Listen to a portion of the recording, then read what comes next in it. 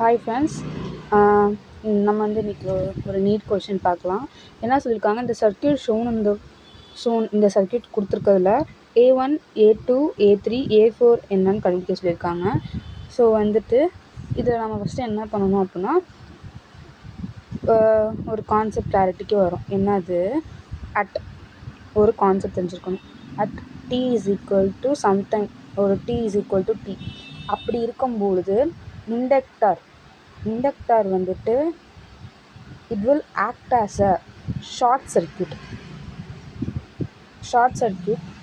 and conductor will act as a open circuit. இதை மட்டும் நல்லா தெரிஞ்சுக்கோங்க. இது தெரிஞ்சுக்கிட்டாலே இந்த சம்மு பார்க்க பெருசாக இருக்குது நினைக்க மாட்டீங்க, ஈஸியாக சால்வ் பண்ணிடலாம்.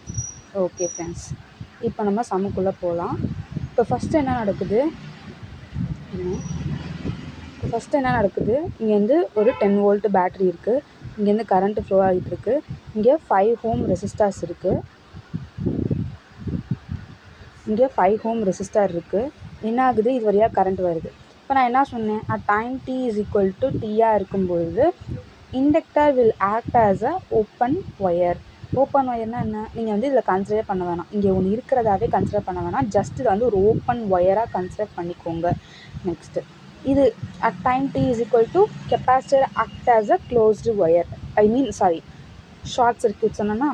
அப்போ ஷார்ட் சர்க்யூட்னால் என்ன அர்த்தம், அதில் கரண்ட்டே ஃப்ளோ ஆகாது. இதில் கரண்ட்டு போகும் ஓப்பன் ஒயர், இதில் கரண்ட்டே போகாது, இது வந்து ஷார்ட் சர்க்யூட். ஓகேவா. நெக்ஸ்ட்டு, இங்கே ஒரு ரெசிஸ்டர் இருக்குது. இப்போ என்ன நம்மளுக்கு கான்செப்ட்னா, சரி ஓகே, அப்புறம் இங்கேருந்து இப்படி வர கரண்ட்டு இப்படியே வந்து திருப்பி கீழே போய் ஜாயிண்ட் ஆகிடுது. இப்போ நம்மளுக்கு வந்து இதில் என்ன கான்செப்ட் கிளாரிட்டி, இதுதான் கான்செப்ட்.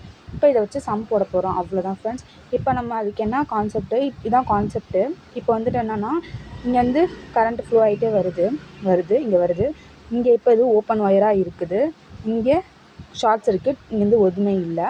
இப்போ நீங்களே சொல்லுங்கள், இங்கே எனக்கு ரெசிஸ்டர் இருக்குது, இங்கே ஓப்பன் ஒயர் இருக்குது, நீங்கள் எந்த சைடு, இப்போ ஒரு சைடு வந்து ஃபுல்லாக ஒரு பாதையில் ஃபுல்லாக கல் மண் அப்படி இருக்குது, அதாவது ரொம்ப இப்போ தான் அந்த சைடு ரோடு போட்டிருக்காங்கன்னு வச்சுக்கோங்களேன், ரொம்ப ஹார்டாக இருக்கும்ல, காலெல்லாம் போய் இந்த இதெல்லாம் ஓட்டும், கல்லெல்லாம் ஓட்டும்.